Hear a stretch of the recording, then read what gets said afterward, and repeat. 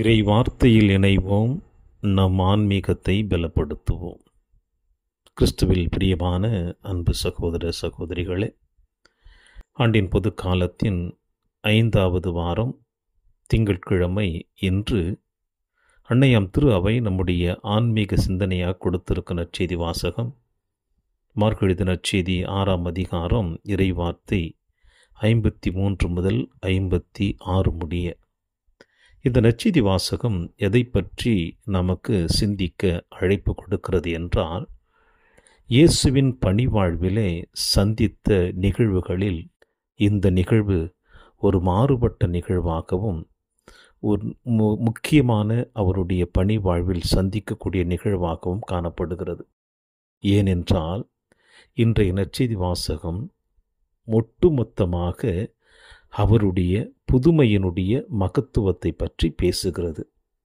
இங்கே மார்க் நற்செய்தியாளர் சொல்லுகின்ற வார்த்தை என்னவென்றால், அவர்கள் படகை விட்டு இறங்கிய உடனே மக்கள் இயேசுவை இன்னார் என்று கண்டுணர்ந்து அச்சுற்று பகுதி எங்கும் ஓடிச் சென்று அவர் இருப்பதாக கேள்விப்பட்ட இடங்களிலெல்லாம் நோயாளர்களை படுக்கையில் கொண்டு வரத் தொடங்கினார்கள்.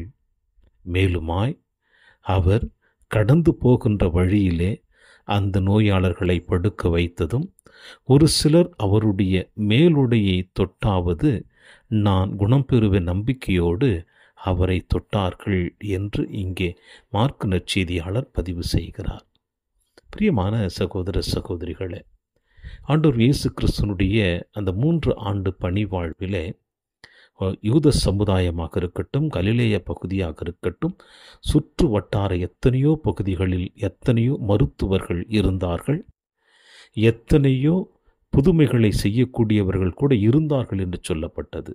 ஆனால் அவர்கள் எல்லோரையும் ஓரம் கட்டப்பட்டு இயேசு ஒருவர் மட்டுமே புதுமையினுடைய ஒட்டுமொத்த கருவூலமாக இருக்கிறார் என்பதை அறிந்து, உணர்ந்து, அனுபவித்து, இயேசுவின் பின்னே வருவதும், இயேசு கடந்து செல்லுகின்ற பாதையில் நோயாளர்களை படுக்க வைப்பதும், இயேசுவினுடைய மேலுடையை தொட்டாவது குணம் பெறுவேன் நம்பிக்கையோடு அங்கு வந்த மக்கள் தொட்டு குணம் பெற்றார்கள் என்று இன்றைய நற்செய்தி வாசகத்தில் மார்க் நற்செய்தியாளர் நமக்கு பதிவிட்டு காட்டுகிறார். இதில் நாம் கவனிக்கக்கூடிய விஷயம் என்னவென்றால், இந்த நோயாளர்கள் எப்படிப்பட்ட மன உளைச்சலுக்கு ஆளாக்கப்பட்டு, எப்படிப்பட்ட மனவேதனைகளுக்கு ஆளாக்கப்பட்டு, மன வலியோடும் வேதனையோடும் வருத்தத்தோடும் கஷ்டத்தோடும் இந்த அனைத்து நோயாளர்களும் சமுதாயத்தில் அவர்களுடைய வாழ்வு நொறுக்கப்பட்டிருந்த காரணத்தினால் மருத்துவர்கள் எல்லோரையும் சந்தித்து அவர்கள் மூலமாக அவர்கள் அந்த நோயிலிருந்து விடுதலை பெற முடியாமல் எங்கள் வாழ்வு அழிந்து விட்டதோ என்ற விளிம்புக்கு தள்ளப்பட்ட அந்த எல்லா நோயாளர்களுமே இயேசு என்ற அந்த ஒற்றை வார்த்தையை கேள்விப்பட்டவுடனே அவரிடம் சென்றால் நான் குணம் பெறுவேன் நம்பிக்கை ஒருபுறம் அவர்களுக்கு இருந்தது. இன்னும் ஒருபுறம் இங்கே பார்க்கின்ற பொழுது அந்த நோயினால் வேதனையோடு வாழ்ந்து கொண்டிருந்த எத்தனையோ மக்களை இந்த அவருடைய உறவினர்களாக இருக்கட்டும், அருகில் இருப்பவர்களாக இருக்கட்டும், இவர்களும் நோயிலிருந்து விடுதலை பெற வேண்டும் என்பதற்காக அவர்களை இயேசு கடந்து வந்த பாதையில் அவர்கள் படுக்க வைத்ததும் அவர்களுக்கு உறுதுணையாக இருந்ததையும் இன்றைய நற்செய்தி வாசகம் நமக்கு வெளிப்படுத்துகிறது.